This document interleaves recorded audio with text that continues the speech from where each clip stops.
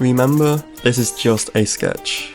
It's okay for it to be messy, just as long as you're happy with one of the lines you've done.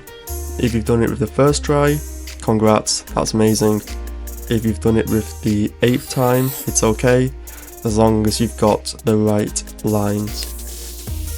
We will be going over with a fineliner, and you can't erase a fineliner, so make sure it's correct before we get to that.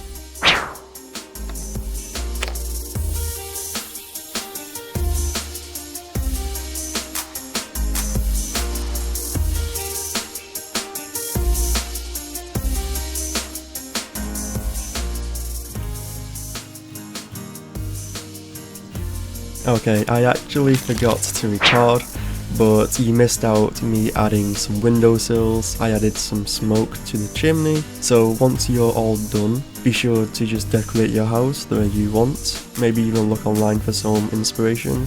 Anyways, I hope you enjoyed the video and have a nice day. For more videos like this, please leave a like and a subscribe, and I will see you next time.